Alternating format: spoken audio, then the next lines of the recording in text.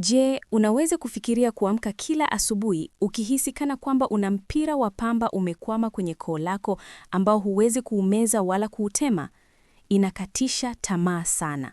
Kuishi na hitaji hilo la mara kwa mara la kukohoa koo katikati ya mazungumzo, kwenye foleni ya supermarket, kanisani, ukihisi watu wakikutazama wakidhani unaumwa, unaambukiza, wakati kiuhalisia unataka tu kuweza kuongea bila makohozi hayo yanayokukaba. Nimesikia hadithi hii maelfu ya mara.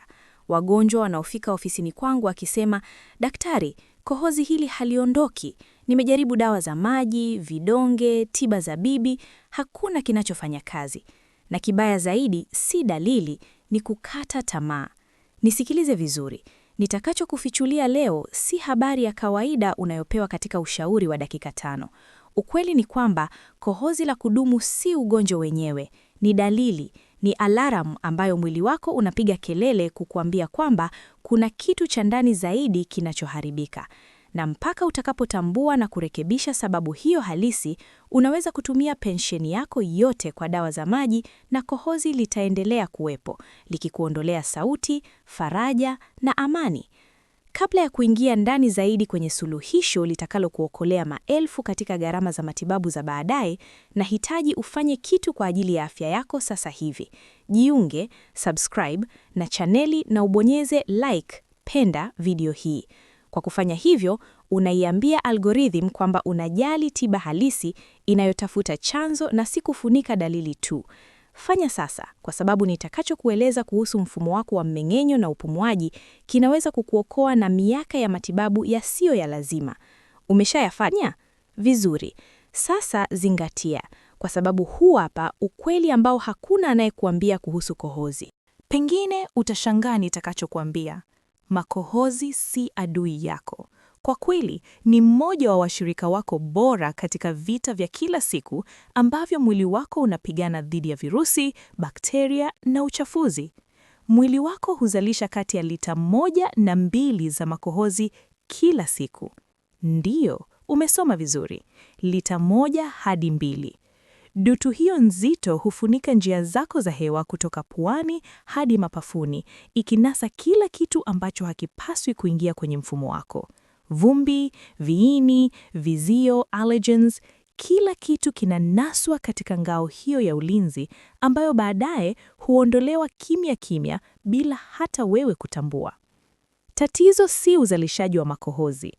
Tatizo linaanza wakati makohozi hayo ambayo yanapaswa kuwa mepesi kama maji yanapokuwa mazito, yenye kunata, yasiyoweza kusonga.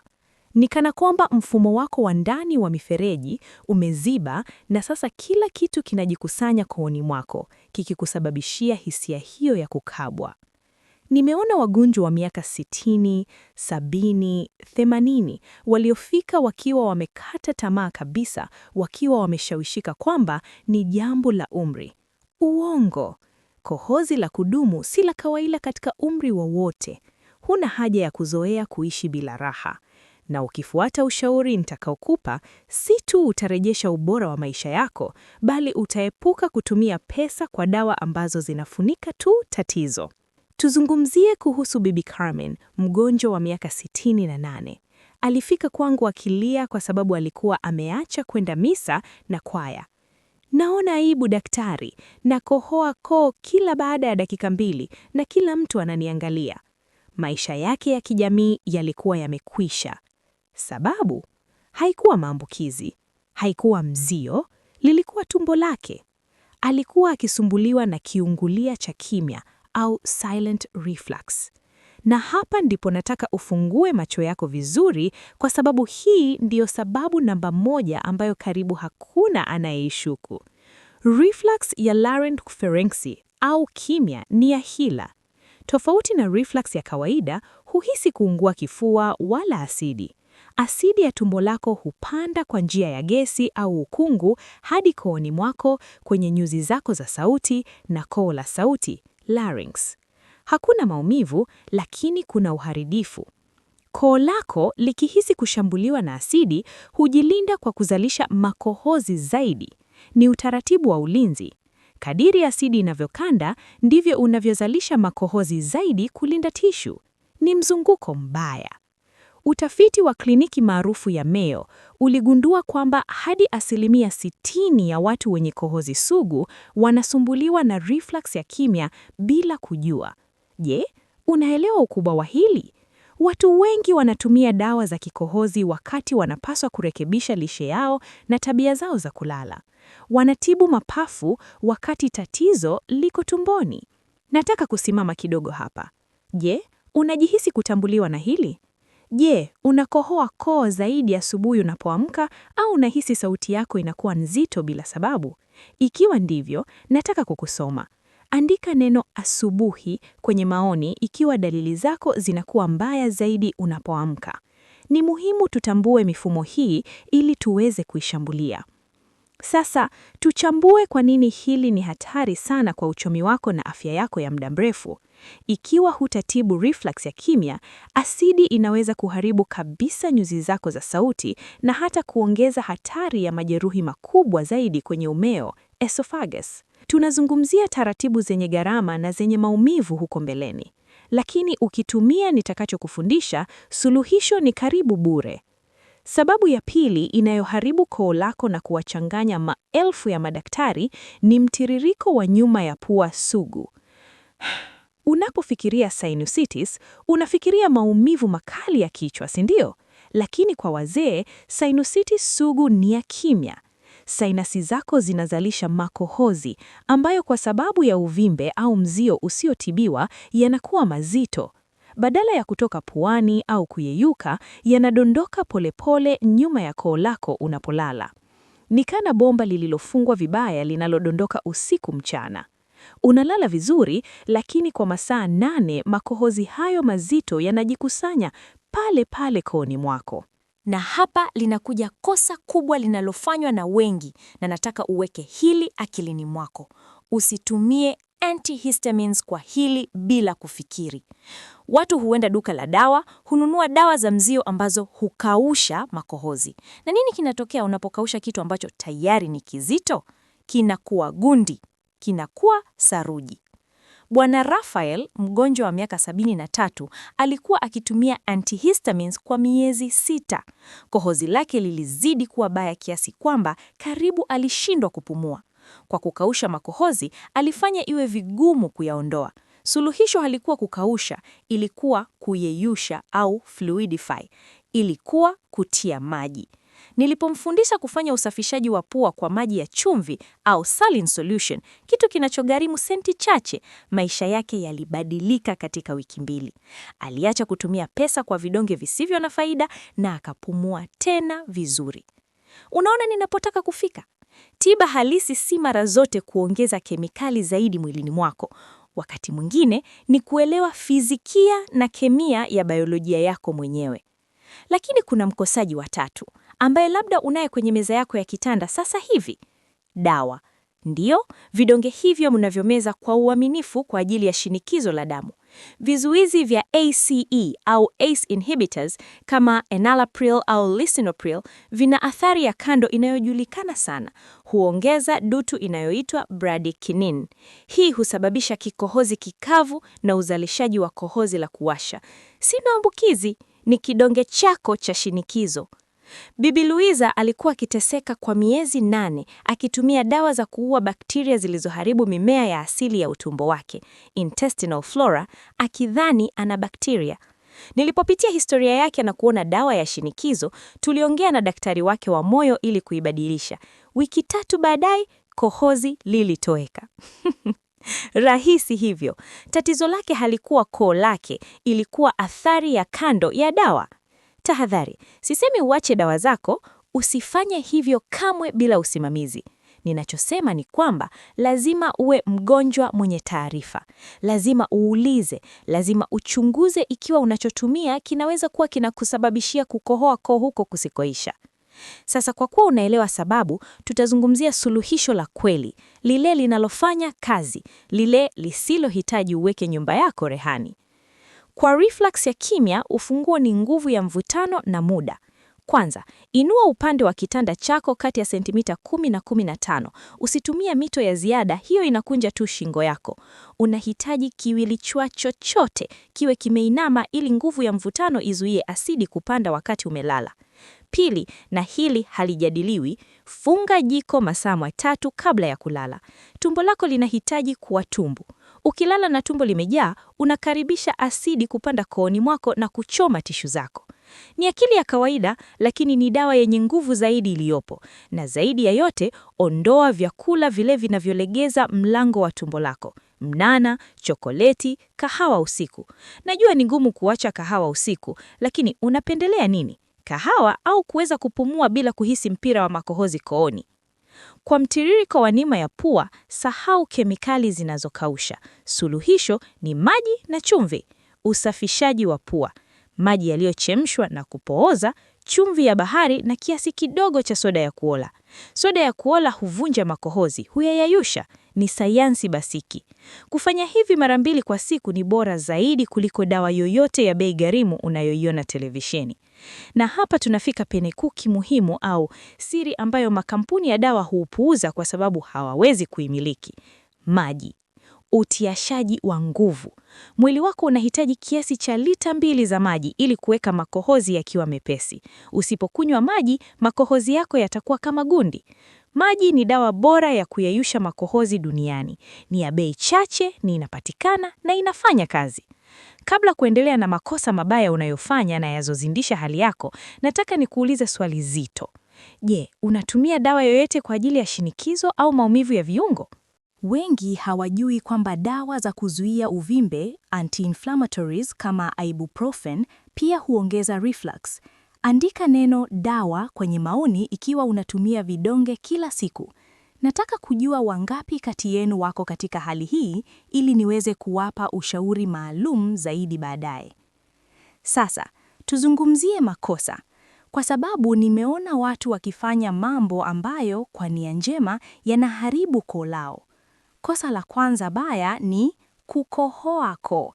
Najua ni silika, unahisi kohozi na unafanya sauti hiyo nzito ya kooni. Acha. Kila unapokohoa koo, unagonga nyuzi zako za sauti moja dhidi ya nyingine kwa nguvu. Hiyo inasababisha uvimbe. Na mwili hufanya nini kukiwa na uvimbe? Huzalisha makohozi zaidi kulinda eneo hilo. Ni mzunguko wa kujiharibu. Unakohoa koo, unajiumiza, unazalisha makohozi, unakohoa koo zaidi. Badala ya hivyo, kunywa maji baridi kidogo. Au kohoa polepole mdomo ukiwa wazi bila kukwangua koo. Lazima uifunze upya akili yako. Kosa lingine la kawaida: limao na sukari au asali kupita kiasi. Sukari hukausha utando kwa njia ya osmosis. Ikiwa una kohozi zito na unakunywa kitu kitamu sana, unaweza kuhisi nafuu ya muda, lakini baadaye tishu hukauka na makohozi huganda zaidi. Kuwa mwangalifu na tiba za nyumbani kama huelewi zinavyofanya kazi.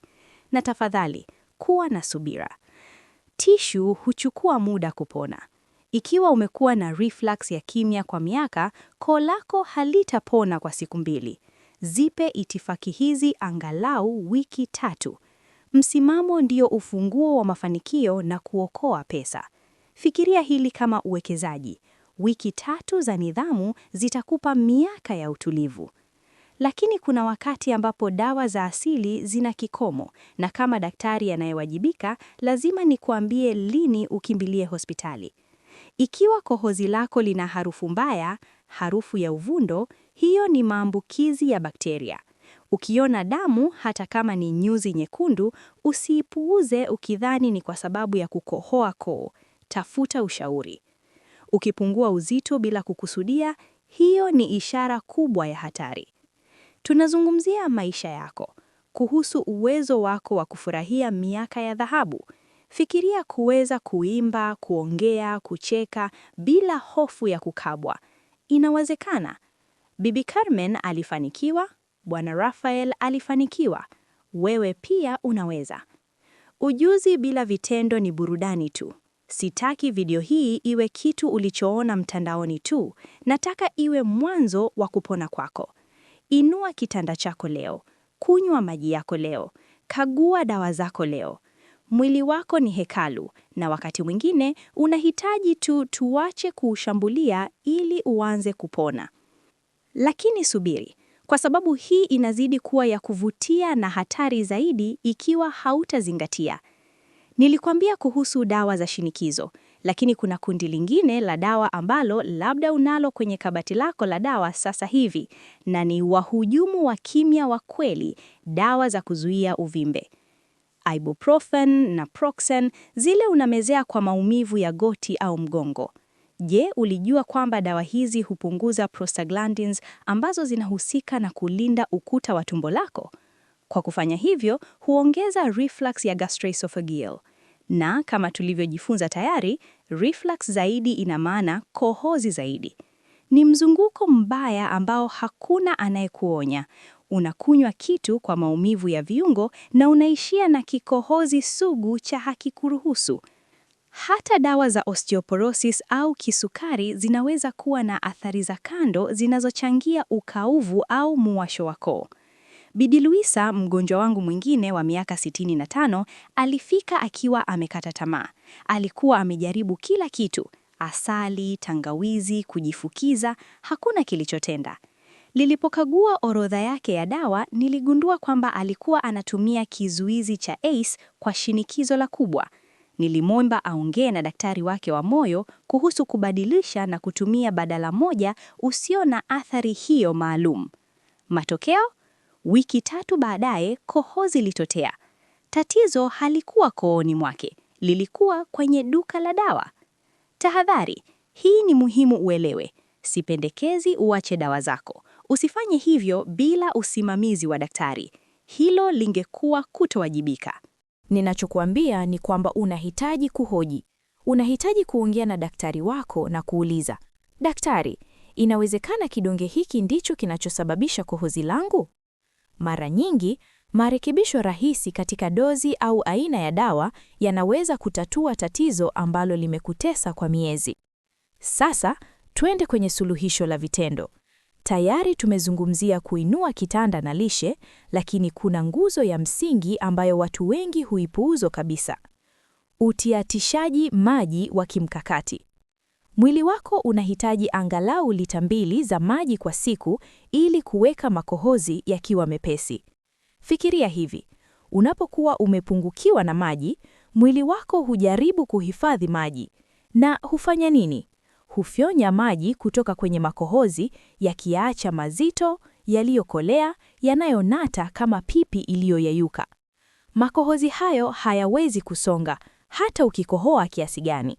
Lakini unapokunywa maji ya kutosha, makohozi hayo huyeyuka, yanakuwa ya majimaji na mwili wako unaweza kuyaondoa bila wewe kutambua.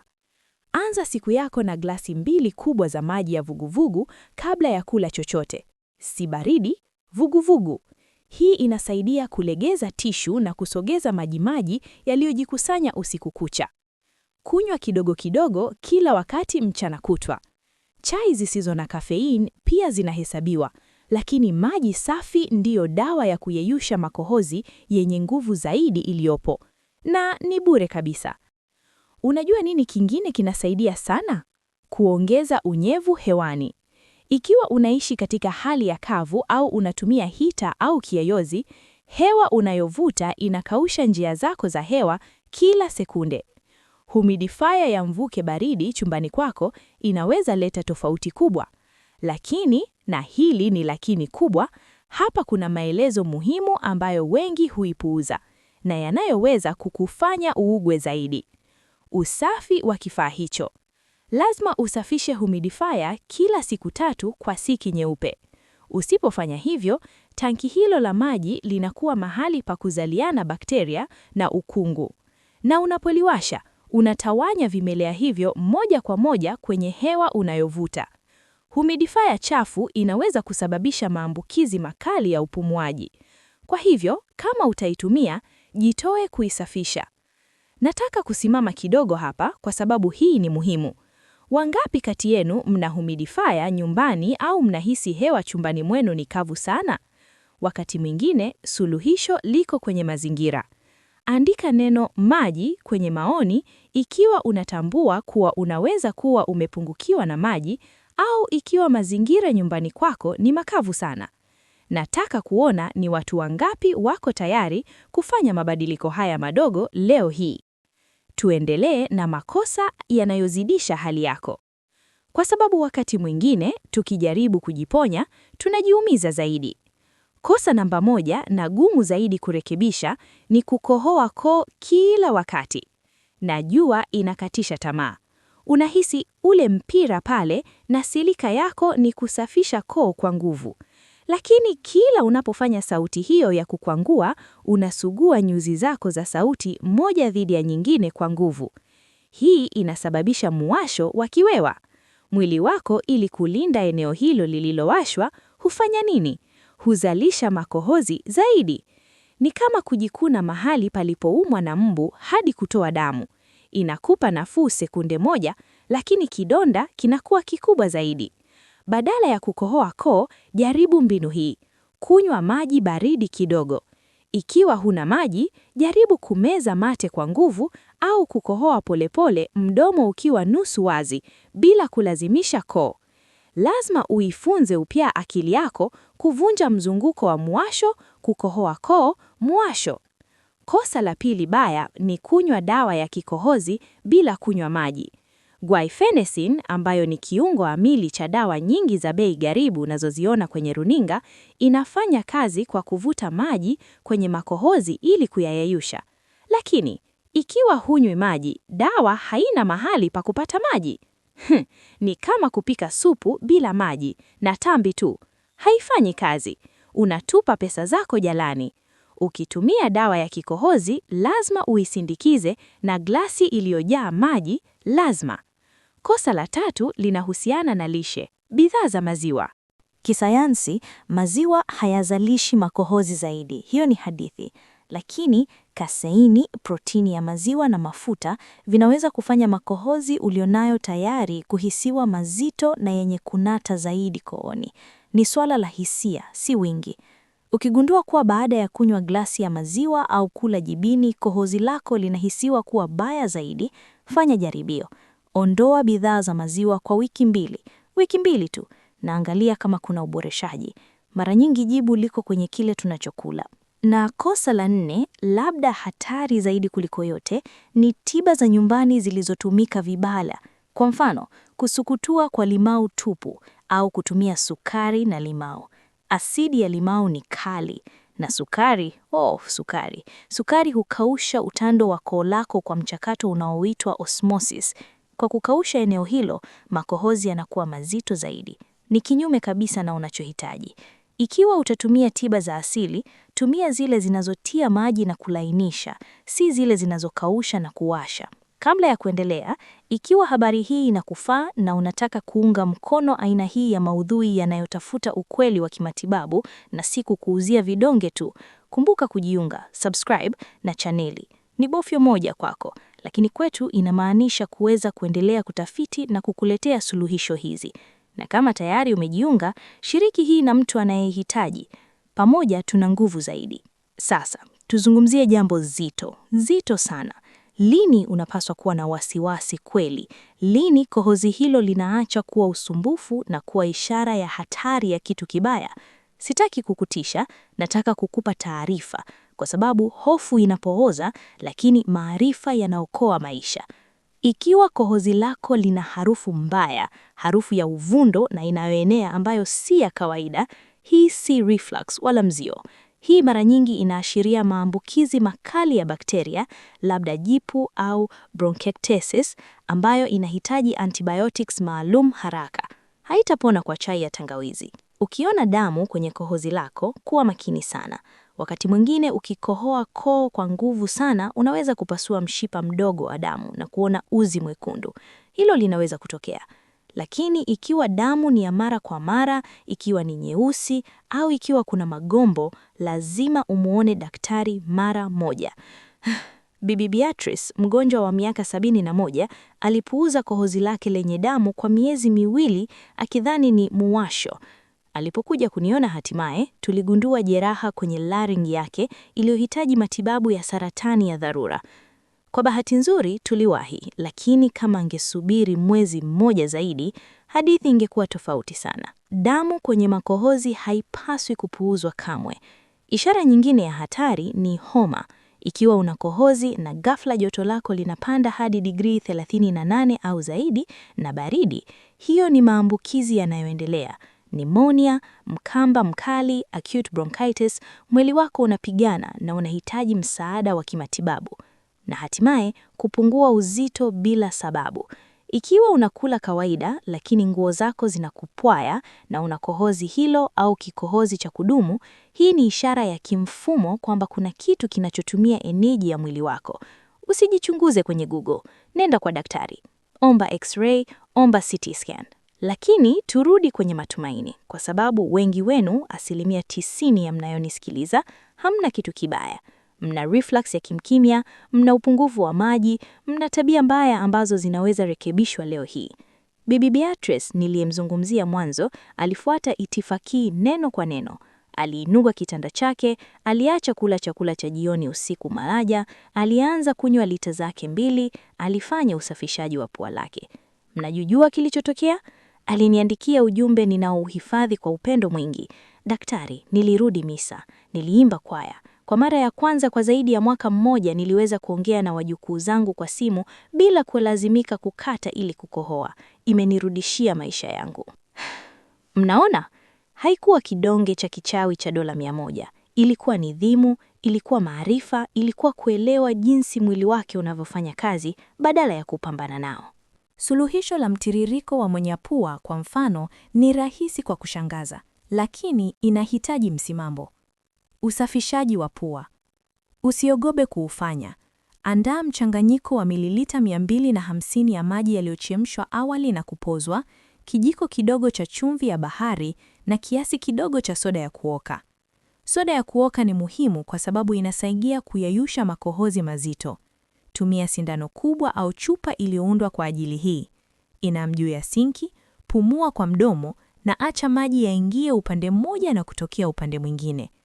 Mwanzoni ni hisia ya ajabu, karibu ya kukabwa kama ufanyi vizuri, lakini nakuahidi baada ya wiki moja unazoea. Na hisia ya usafi, ya kuweza kupumua hewa safi, ya kutohisi mtiririko huo wa mara kwa mara kooni, haina kifani. Bwana Miguel aliniambia, "Dokta, ningejua kuwa kitu rahisi kama maji na chumvi kingefanya kazi, ningejiokoa na miaka ya mateso." Kosa la kawaida hapa ni kukata tamaa mapema sana. Mabadiliko ya biolojia hayatokei usiku kucha.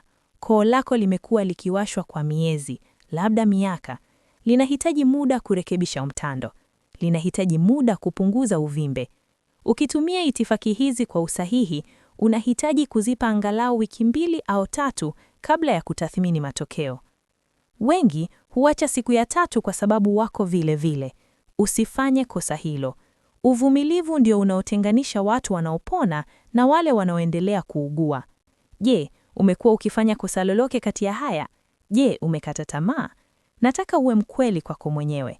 Andika neno uvumilivu kwenye maoni ikiwa unajitolea kujaribu njia hizi kwa angalau siku 21.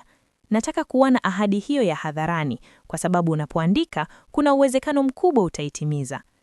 Tumefika wakati muhimu zaidi wa mazungumzo haya yote, wakati wa ukweli.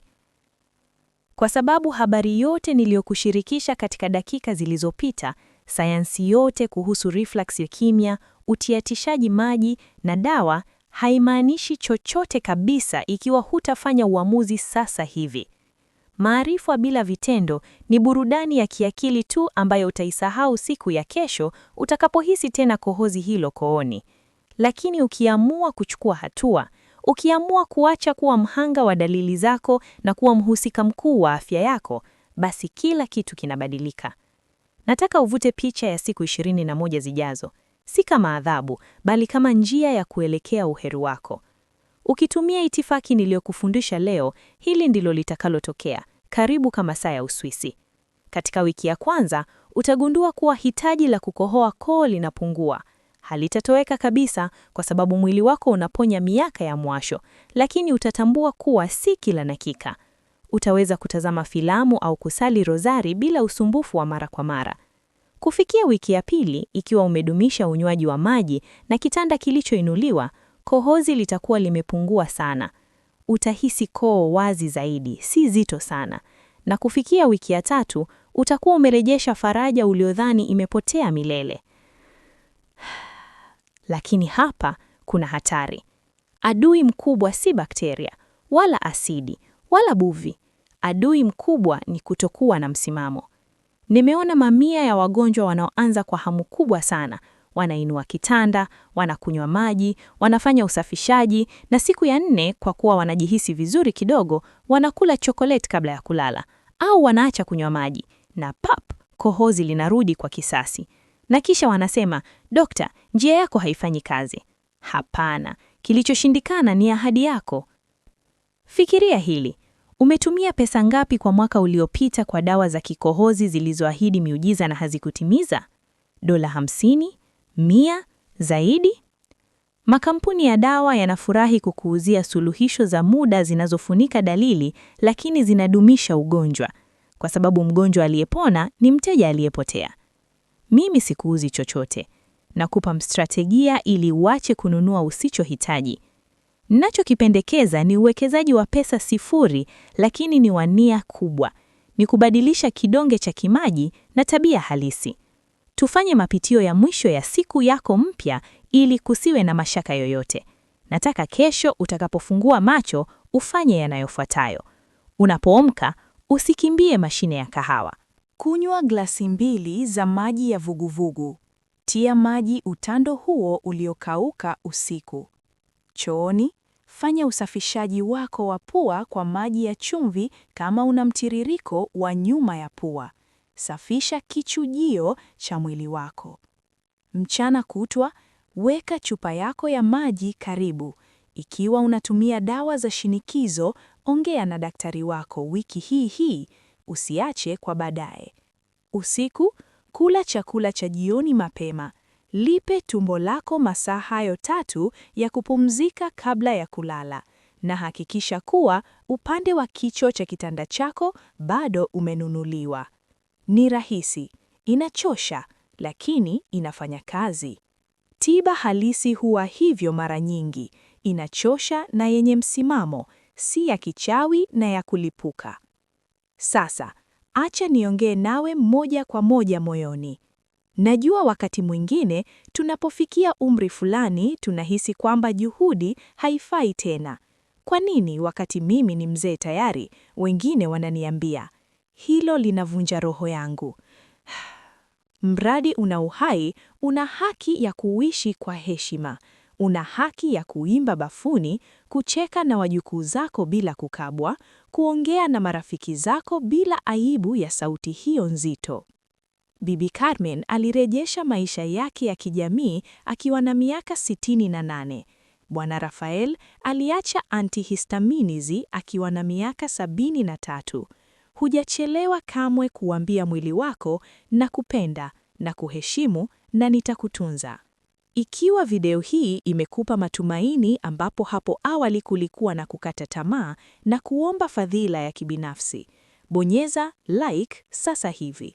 Hii si kwa majivu, ni kwa sababu YouTube inahitaji kujua kuwa maudhui haya ni ya thamani ili iyaonyeshe kwa watu wengi zaidi wanaoteseka kimya kimya. Kuna mamilioni ya babu na bibi huko nje wanatumia pensheni yao kwa dawa zisizo na faida, wakijihisi wapweke na woga. Wewe unaweza kuwasaidia kwa kushiriki tu video hii katika makundi yako ya WhatsApp, kwenye Facebook yako na familia yako. Kuwa wakala wa mabadiliko. Kuwa mtu huyo anayemwambia rafiki yake, angalia, huna haja ya kuishi na kohozi hilo, sikiliza hii.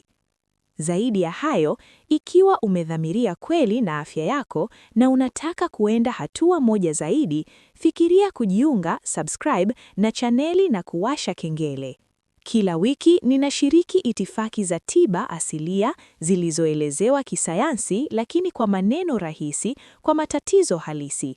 maumivu ya goti, kukosa usingizi, mmeng'enyo, mambo yanayotuhusu sote. Na kama unataka kuunga dhamira hii ya elimu na kuwa na ufikio wa moja kwa moja wa maswali na majibu, unaweza kujiunga na jumuiya yetu ya wanachama. Huko tunachimba zaidi na kuunda mtandao wa msaada wa watu ambao, kama wewe, wameamua kuchukua hatamu za afya yao. Bonyeza kitufe cha kujiunga, subscribe, ikiwa bado hujafanya. Ni bure na inaweza kuwa tofauti kati ya uzee uliojaa magonjwa na uzee uliojaa uhai. Kumalizia, nataka utafakari hadithi ya Bibi Beatrice na umuhimu wa ishara za hatari. Usiwe na wasiwasi kupita kiasi, lakini jiangalie. Mwili wako una heshima. Ikiwa kitu kinanuka vibaya, ikiwa kuna damu, ikiwa kuna homa, usikilize. Usikifunike kwa kidonge. Tafuta msaada. Lakini ikiwa ni kohozi hilo sugu la kuudisha linalogunata la kila siku, basi tayari una dato, tayari una nguvu. Wakati mwingine utakapohisi mpira wa pamba koloni, usikate tamaa. Tabasamu kwa sababu sasa unajua ni nini. Unajua ni tumbo lako linaomba msaada, au pua yako inaomba kusafishwa, au mwili wako unaomba maji, na unajua hasa la kufanya. Usiruhusu kohozi likuibie hata dakika moja zaidi ya furaha. Usiruhusu aibu ikufungie nyumbani. Ulimwengu unahitaji sauti yako, unahitaji hadithi zako, unahitaji uwepo wako. Hivyo basi, mpango wako ni upi? Je, utainua kitanda leo? Je, utanunua chumvi ya bahari na soda ya kuoka? Je, utaweka kengele ya kunywa maji? Andika kwenye maoni na jitunza ikiwa unakubali changamoto ya kubadili afya yako ya upumuaji na mmeng'enyo. Nataka kuona maoni haya yamejaa azimio. Nataka kuona jeshi la wazee waliowezeshwa, waliotaarifa na wenye afya. Jitunze sana. Heshimu mwili wako kwa kutambua sababu halisi ya symptoms zako badala ya kuzifunika tu. Na kumbuka kuwa kila hatua unayopiga kuelekea kuelewa biolojia yako, kila glasi ya maji unayokunywa, kila usiku unaolala vizuri ni tendo la upendo wa kina kwako mwenyewe na kwa maisha yako ya baadaye.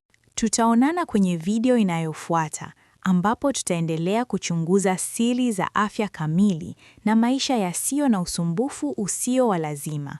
Uwe na wiki isiyo na kohozi, iliyojaa uwazi katika sauti yako na amani katika maisha yako. Baraka kwako na kwa familia yako yote.